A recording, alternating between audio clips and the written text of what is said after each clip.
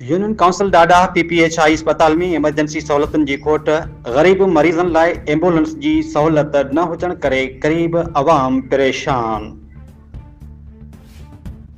Union council डाडा जी PPHI अस्पताल में delivery लाइ आयल मरीज़न जी हालत संगीन थियण बावजूद इमरजेंसी ट्रांसपोर्ट जी सहूलत मौजूद न हुजण सबब गरीब अवाम के सख्त परेशानियुनि खे मुंहुं ॾियणो पवे थो।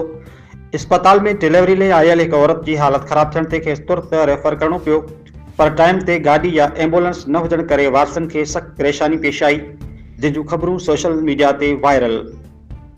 इलाइक़े वासियुनि जो चवणु आहे त घणा माण्हू ॾाढी मुआशी तकलीफ़ुनि जो शिकार आहिनि। इमरजेंसी हालतुनि में उन वटि गाड़ी जो किरायो बि न हूंदो आहे, जंहिं सबबु क़ीमती जानियूं ज़ाया थियण जो ख़दशो वधी वञे थो। यूसी डाडा जी बाशोर शहरनि DHO बदीन DC बदीन का मुतालबो कयो आहे त अस्पताल में एक एमरजेंसी एम्बुलेंस मुस्तकिल बुनियादनि ते मुहैया कई वञे त जीअं गरीब ऐं ज़रूरत मरीज़नि खे बर वक़्त इलाज लाइ ॿियनि अस्पतालनि ॾांहुं मुंतक़िल करे सघिजे।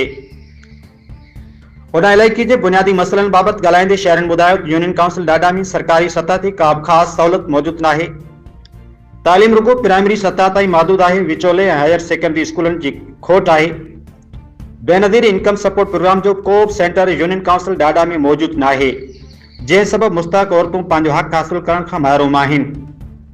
अवामी नुमाइंदनि ऐं वास्तेदारनि इदारनि खां मुतालबो कयो वियो आहे त डाडा जहिड़े पोइते पियल इलाइक़े खे बुनियादी सिहत, तालीम ऐं समाजी सहूलियतुनि सां नवाज़ियो वञे त जीअं आम माण्हू बि इज़त सां ज़िंदगी गुज़ारे सघे।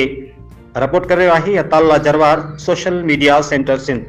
PPHI अस्पताल ते ब्लड डिलीवरी लाइ मरीज़नि की हालत सीरियस हुअण करे मरीज़नि खे जल्द रेफर कयो वञे थो, कि गरीब मिसकिन वटि उन टाइम गाड़ी जो किरायो कोन हूंदो आहे। यूसी डाडा जे अवाम DHO बदीन DC बदीन खे अपील कंदे चयो आहे त मरीज़नि खे सीरियस हालत में रेफर करण लाइ हिकु एम्बुलेंस ॾिनी वञे त जीअं गरीब अवाम जो भलो थी सघे। Social media centre Sindh.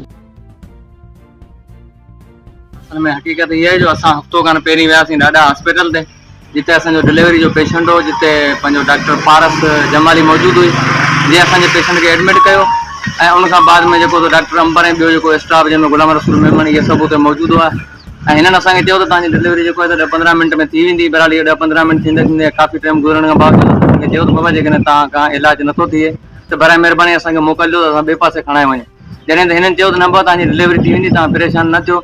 ऐं उन खां बावजूदि पोइ उन खां बाद में जेके डॉक्टराणियूं हुयूं उहे TV ऐं मोबाइल ॾिसंदियूं रहियूं। असांजो पेशेंट जेको आहे उते तड़पंदो रहियो ऐं उन तड़पण खां बाद में असांजो जेको ॿारु हो उहो गुज़ारे वियो पेट में। मरीज़ जी जेका हालत हुई तमामु सीरियस ॻणती जोगी थी वई ऐं हिननि को बि तदारक कोन कयो। असांजी घोड़ा करण जे बावजूदि, असांजो दाऊं करण जे बावजूदि हिननि असांजी हिकु कोन ॿुधी। उन खां पोइ असां ज़ोरी हॉस्पिटल मां निकितासीं, जिते गुलाम रसूल मेमन पंहिंजी जेका सूज़की काय आहे उन में खणी असां जेको टंडो बागो प्राइवेट हॉस्पिटल ते पहुतासीं, जिते नॉर्मल डिलीवरी थी। डिलीवरी खां बाद में जेको असांजो पेशेंट हो, जेका ॿार जी माउ हुई, उनजी हालत तमामु सीरियस हुई।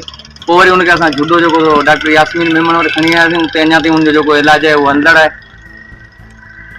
ऐं तकलीफ़ आहे ऐं तमामु घणो। ऐं जेको पेट में जेको ॿारु हो उन हिननि डॉक्टरनि जी गिफ़्ट जे सबबु उहो उनजो जेको इंतकाल थी वियो ऐं उन खां बाद में असांजो पेशेंट जॾहिं सीरियस सफ़ा हालत में जॾहिं सीरियस थी वियो पोइ बि हिननि डॉक्टरनि असांखे कोन ते छॾियो, निकितासीं।